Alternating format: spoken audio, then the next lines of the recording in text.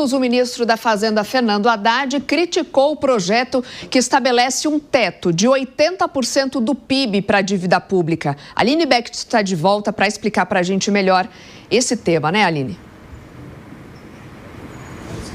Isso mesmo, Soraya. Explicando um pouquinho melhor esse projeto que está em tramitação no Congresso Nacional, o senador Renan Calheiros propôs, então, o limite da dívida pública para a União, a dívida pública geral, federal, e também a de estados e municípios. E aí, pelas regras desse projeto, a dívida bruta geral ali, ela não poderia ultrapassar 80% do PIB, do Produto Interno Bruto, e também existe um segundo limite. A dívida não poderia ser maior que 6,5 vezes a receita líquida do governo federal, ou seja, ser maior que a arrecadação do governo federal num número de 6,5 vezes maior que isso.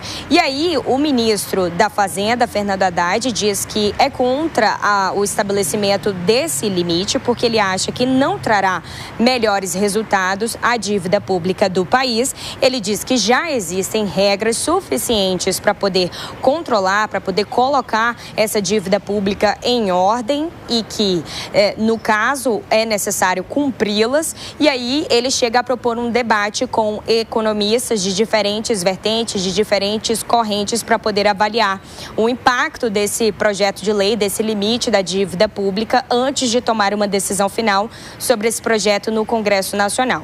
E aí eu destaco a vocês que, se aprovado esse projeto, ele coloca, sim, um limite de quanto que o governo federal pode se endividar, o que pode reduzir de gastos excessivos, mas ele também pode restringir a capacidade do governo federal de atender questões emergenciais, como, por exemplo, a do tarifaço, onde foram liberados ali 30 bilhões em crédito extraordinário, ou então a possíveis recessões que o governo federal tenha de fazer. Então, o ministro propõe esse debate antes de tomar essa decisão final, porque, da mesma forma que pode limitar ali o endividamento do governo federal, podem também restringir essa capacidade de atender essas questões emergenciais para a economia brasileira e questões adversas que possam surgir, como, por exemplo, essa do tarifaço que eu trouxe. Soraya.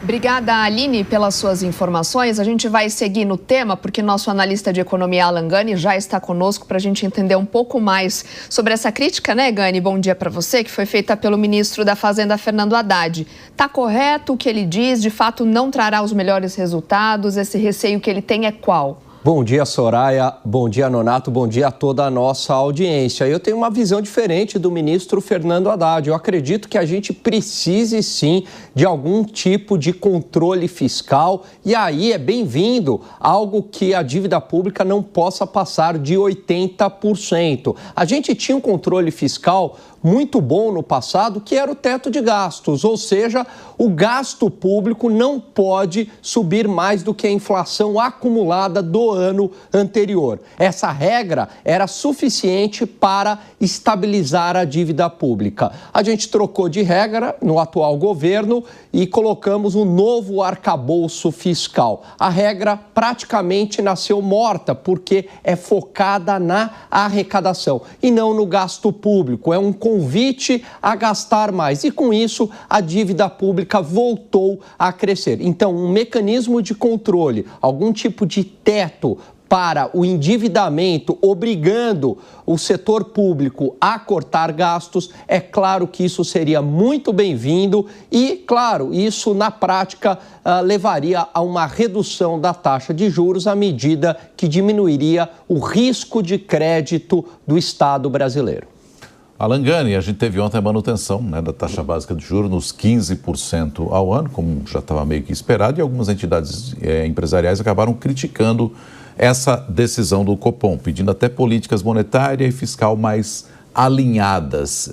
De algum modo, a gente até comentava aqui fora do ar que normalmente há críticas às decisões do Banco Central. São justificadas ou não? Olha, essas entidades estão representando o setor empresarial. Então, é claro que são esperadas essas críticas, porque a taxa de juros acaba penalizando a atividade produtiva, a atividade econômica. Mas não tem outro jeito, não tem outro remédio. A inflação no Brasil é persistentemente alta, rodou acima da casa aí de 5% ou próximo de 5% nos últimos 4 anos, acabou tirando renda real do trabalhador. Então o Banco Central não tem outra alternativa a não ser subir a taxa de juros para estabilizar os preços. Agora, se o governo federal, voltando até o meu comentário anterior, fizesse a sua parte no controle do gasto público, aí a gente conseguiria ter uma taxa de juros menor, Nonato,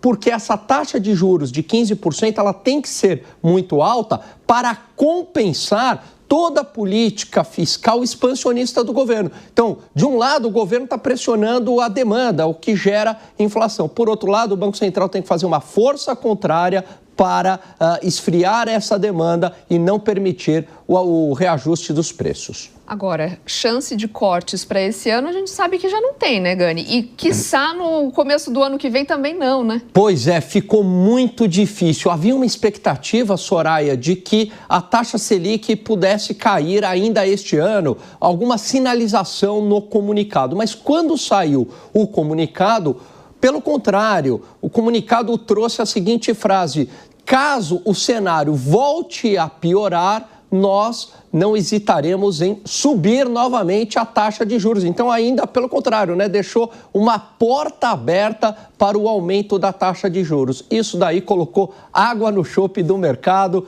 Então, portanto, para este ano, dificilmente a taxa Selic cairá para menos de 15%. O ajuste para baixo, claro, fica para o ano que vem, Soraya. Obrigada, Gani. Até. Até já.